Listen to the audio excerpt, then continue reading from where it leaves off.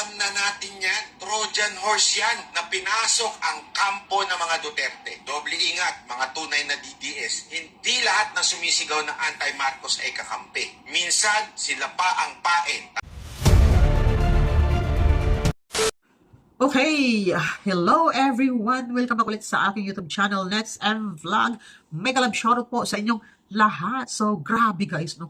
Si BP Sara ay pinag-initan talaga nila, no? Talagang hindi sila titigil hanggat hindi ma-impeach itong si BP Sara kasi takot na takot po sila na si BP Sara ay mananalo ngayong 2028. Kaya ngayon pa lang, gustong-gusto na nilang bumagsak or ma-impeach si BP Sara para ngayong 2028 ay si Risa Hontiveros na magiging presidente. May ganon.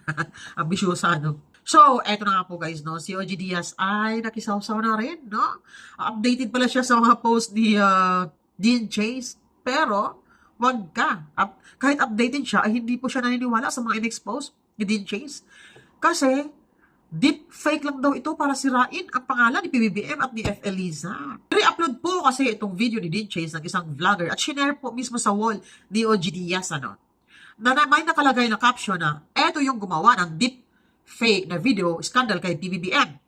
So, bali, ang nilalaman kasi ng video ito, sinabi kasi ni Dean Chase na I don't know what to do. Nasa panganib daw ang buhay niya, di ba? Yung po sabi ni Dean Chase. So, sagot naman ni OG Diaz sa kanyang post, sabi niya, ibulgar mo. Ibulgar mo na kung sino ang nag-utos at nagbayad sa'yo para gawin yan. Para gawin yun. Naku, nakakalito naman. Kung inutusan siya para sirain ang pangalan ni PBBM at saka ni F. Eliza, sino naman ang nag-utos? Alam naman si BP Sara, no? Eh, hindi naman siguro ito si Dean Chase maglakas ng loob na maglabas ng mga pasabog kung hindi legit po ang hawak po niyang mga dokumento, mga video, mga audio. Di ba? Hindi lang po yan, ilang beses nga po naghamon itong si Dean Chase, di ba? Na kasuhan siya. Kasuhan siya ni F. Eliza at ni PBBM, pero hanggang ngayon tahimik pa rin itong dalawa. Sabi naman ng iba, syempre magkaibigan si F. Eliza at saka si Dean Chase, eh. Si F. Eliza daw ang nag-utos para maglabas ng mga issue na ganyan para mapagtakpan daw ang korupsyon dito sa Pilipinas. Mukhang malabo naman ata. Kasi yung tanto ko lang, ano na yun eh, binalita na yun eh, na totoo. Mismo po ang asawa nung tanto ko, umamin na gumagamit sila ng ipinagbabawal na gamot. Di ba?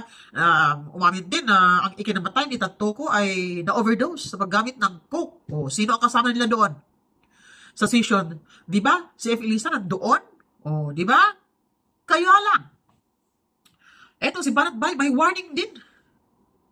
May warning si Banat Bay. May warning si Banat Bay, guys. Ano? Na ang sabi niya, wag daw maniwala sa mga pasabog ni Dean Chase. Kasi bayad daw yan ni F. Eliza. Hindi ko lang alam kung si Banat Bay ba nagsabi nito na bayad si Dean Chase kay F. Eliza. May nakalagay kasi na caption dito, bayad yan si Dean Chase. Ayan po yung video. Wait lang. Alam mo ba kung bakit hindi? Si Banat Bay kasi guys, may point din siya eh. Ito daw kasi yung mga video na inilabas ni Dean Chase, parang trap daw ito kasi pag i-share daw ito ng mga vloggers, siguradong masisira daw ang mga vloggers. Which is totoo naman. Kasi in-upload ko po yung video na yon, naka-unlisted nga po dito sa YouTube ko pero na-restrict pa rin po. Binura pa rin ni YouTube yung video na yon. Hindi ko alam kung anong ginawa nila, bakit nabura, bakit nila nabura at ni-restrict ni YouTube yung video na yon. Pati yung kinunan ko lang ng video reaction din. No? Yung last upload ni Dean Chase na video na kung saan ay, ayun nga, no? Sila BBM at F. Eliza ay ginagawa nga sila doon sa loob ng kwarto kasama si Tubig. No? Wala na, burado na guys. Yung video na yon binura ni YT. Kasi against community daw po at marami po nag-report na fake daw po yung ibinalita ko rito. Yun. At saka yung video na isa, di ba, 1 minute yon, in-upload ko rin dito pero naka-unlisted lang para sana gawin ko yung remembrance. Nabura pa rin. Grabe ano? Paano nangyari yun? Naka-unlisted nga yun or naka-private, nabura pa rin. Hindi naman yun napapanood ng buong mundo. Wala namang makakapanood doon kundi ako lang pero binura pa rin. Diba? So ito yung sinabi ni Banat Bay dito na wag basta maniwala sa mga pasabog ni Dean Chase. Kasi trap lang daw yan para masira itong mga vloggers. Pero kung sabihin nila na itong si Dean Chase binayaran ni F. Elisa para sirain ang kanilang imahe, mukhang hindi naman ata yung kapaniwala, di ba? Imposible magbayad ka ng isang tao para sirain yung image nila. Di ba? Parang pangit naman. Pero may punto din itong si Banat Bay, ha? Yung sinabi niya na mag-ingat sa mga video na nilabas ni Dean Chase. Kasi trap lang daw yan. Total, sinabi naman na ni Amy Marcos na itong kanyang kapatid na si Bongbong Marcos ay gumagamit ng ipinagbabawal na gamot, hindi nagtatrabaho, tamad, etc. o kung ano-ano pa. Ano pa nga ba ang dapat nating i-prove or hanapin pa na proof na nagsalita na nga itong si Amy Marcos? Bakit kailangan pa maglabas ng kung ano-ano dyan? Useless lang din naman, walang maniniwala or walang action itong gobyerno. Diba? Kaya itong si Banat Bay ay may payo po para sa atin. Ano? Na, ewan ko lang kung totoo ba ito sinasabi niya or may nagsabi din kasi na si Banat Bay naiingit lang daw kay Maharlika at kay Dean Chase kasi si Maharlika maraming puting ahas na nagsusumbong sa kanya, si Dean Chase din, tapos itong si Banat Bay daw, wala. Lahat ng mga info ng Malacanang, si Maharlika ang nakakatanggap ng mga balita, no? Doon sa loob ng Malacanang, pero si Banat Bay wala, kaya naiingit daw. Yun po ang sabi ng mga ibang commenter. So ito guys, panoorin po natin itong video na ito at pakinggan po natin mabuti, kayo lang po ang musga kung may punto po ba si Banat Bay, sino bang tama, si Dean Chase ba, Maharlika ba, or si Banat Bay. Ito, panoorin po natin. Alam mo ba kung bakit hindi ko sinishare ang bagong video scandal daw ni BBM at bakit hindi mo rin dapat ishare? Panoorin mo ang video na ito hanggang dulo. Simple lang yan, trap yan. Naalala nyo nung unang video na kumalat, yung sinasabing sumisingot si Marcos? Ano nangyari? Maraming FB page at YouTube channel ang naban, na-strike o tuluyang binura na. Bakit? Dahil sobrang higpit ng social media platforms pagdating sa AI detection at drug use content. Totoo man o hindi ang video, pag shinare mo tapos di-report ka, siguradong patay ang account mo. At sino ang paulit-ulit na nagtutulak niyan ngayon? Dating pro-Marcos pero ngayon, mga peking anti-Marcos kuno pero Trojan horse pala. Trap yan para sa mga vloggers, mga content creators at mga ordinaryong netizen na gigil maglabas ng galit kay BBM. At ito ang pinakamahalagang punto na ayaw nilang marinig mo. Hindi na natin kailangan makonvince pa na bangag si Marcos. Dinuldukan na yan ng sarili niyang kapatid. Oo, malinaw. Amy Marcos mismo ang nagsabi. At kung may ebidensyang mas mabigat pa sa video, iyon na yun. Si Amy na yun. Kapatid na niya ang nagsalita. Hindi kalaban, hindi vlogger, hindi troll. Lulong si Marcos, period. At dapat na siyang mag-resign. So para saan ba ang bagong video scandal? Para ma-wipe out ang mga account na critical sa administrasyon. Para maiwan sa social media ang troll farm nila. Para mawala. Ito guys, no, tama si Banat Bay talaga. Yung video na yon ay delikado pag i-upload mo or kahit mahagip lang sa camera, kunan mo ng video reaction. Masira talaga yung YT mo guys. Kasi itong YT ko, yung video na yon na nireactionan ko dito, wala na, natanggal na. At binigyan ako ng 1 strike ng YouTube nang dahil lang sa video na yon. Pero yung sinabi po niya na trap yan, don't tell me itong si Dean Chase binayaran ng administrasyong ito para maglabas ng video na yan, para matrap ang mga DDS vlogger. O ano masasabi niyo dyan? Sige nga, antayin ko yung comment nyo ha. Maniniwala ba kayo na etong video na ito, nilapag lang ito ni Dean Chase sa kanyang social media account para matrap ang mga DDS vlogger? Pag once na kumagat sila, yung mga account nila ay mabura. Diba? Pero para sa akin, imposible naman. Si Dean Chase utusan, pang-trap. Yung about sa ano talaga, SEX party, ang pang-trap talaga. Di ba nakakasira po yun sa imahe ni F. Elisa at ni PBBM? Parang 50-50 pa ako dyan. Kayo, kung ano yung sabi nyo, kung totoo ba, kung ano yung nararamdaman nyo, ano yung nakikita nyo, ano yung naobserbahan ninyo, kung trap nga ba talaga yun para masira itong mga DDS vlogger kung sakaling kakagat sila sa mga video na inilapag ni Dean Chase. Kasi kung trap yun, ibig sabihin, si Dean Chase, si BBM at saka si F. Elisa magkasabwat.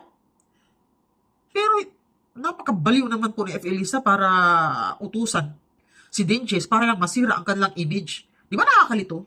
May point si Banat Bay, pero may sinasabi rin siya dito na parang 50-50 pa, no? Parang nalilito pa ako kung ano nga ba talaga ang totoo, di ba? So, continue natin.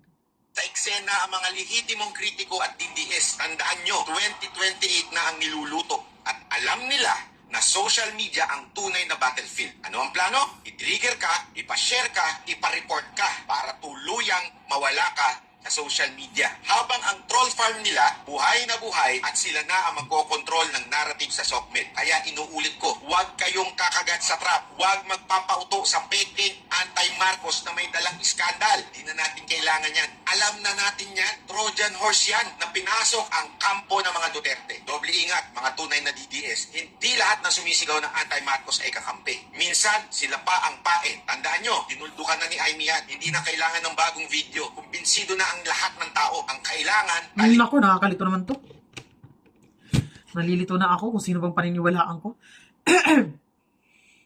Kasi, ang nagkalat daw ng mga ganyang video, peking DDS vlogger daw yan. Trap lang daw, no? Ginamit lang daw yan. Binayaran daw yan. Para, yun nga, no? Siguro naman, narinig yung sinabi ni Banatbay. Kayo, ano ang masasabi nyo? Ano yung, ano nyo? Kasi ako, nalilito ako. May point naman si Banatbay na huwag basta-basta i-share kasi sigurado masisira ang inyong mga account. Totoo po yan, nasira po yung account ko dito. No, 2 video po ang binura ni YT. Dahil lang doon sa content na yun. Kinontent ko kasi yun kinunan ko ng video reaction. Pinakita ko nga lang saglit, tinakpan ko pa nga yung katawan ni BBM nakahubad Ganun pa rin. Tinanggal pa rin talaga yung video na yun. Di ba? Ang ano lang, nalilito lang ako kung ano nga ba talaga si Lynn Chase. Siya ba ay inutusan para matrap ang mga DDS vlogger? Ito rin si isipin mo itong si OG Diaz, sinabi rin niya, i-bulgar mo na kung sino nag-utos sa'yo. Yun po ang sabi ni OG Diaz. Ayan po, sabi niya, hindi i-bulgar mo na kung sinong nag-utos sa'yo. Kaya, nakakapagtaka lang talaga. Kaya, obserbahan natin, mag-observe lang tayo, no, kay Dean Chase. Baka mamaya, totoo itong sinabi ni Banatbay or what. Bahala na, basta ako, nanonood pa rin ako Dean Chase, nanonood pa rin ako kay Maharlika, maraming mga pasabog si Maharlika na nagkakatotoo, o example na lang, yung kay, sino ba yan, kay Pastor Kibuloy, kay Tatay Digong, di ba, nag-warning siya niyan. Nag-warning din siya about kay VP Sara, nagkakatotoo. Di ba? Ito kay Dean Chase lang, kung totoo man ang sinabi ni Banatbay, baka trap lang daw yan para masira ang mga DDS vlogger pag sinakyan yung video na yan. Paano na? Di ba? Kayo, nag-share ba kayo ng video yon? Nabura ba? Restrict ba kayo ni Meta or what? I-comment nyo lang po. Kung kayo na po, ang bahalang magbigay ng opinion, reaksyon, kung ano yung masasabi nyo patungkol sa payo ni Banatbay para sa atin. Basta sa akin ay nalilito pa ako. Kasi imposible din naman na itong si Dean Chase, utusan siya na maglapag ng mga skandal na yan para lang masira ang imahe nitong magkopol. Para naman silang matimang niyan. Mag-utos sila ng tao para sirain yung image nila. Di ba? Parang awkward. Parang, iwan ko lang. Kayo, anong masasabi niyo po? Comment down below lang, no? Kasi kahit ako, titimbangin ko pa muna kung ano nga ba ito si Dean Chase? Totoo ba itong DDS vlogger or totoo ba itong DDS supporters or nagpapanggap lamang? Di ba? So, bye guys and salamat sa panonood and God bless everyone. Abangan po natin kasi si BP Sara ngayon ay gustong-gusto talaga nilang pabagsakin kung kaya nila. Okay? So, bye guys!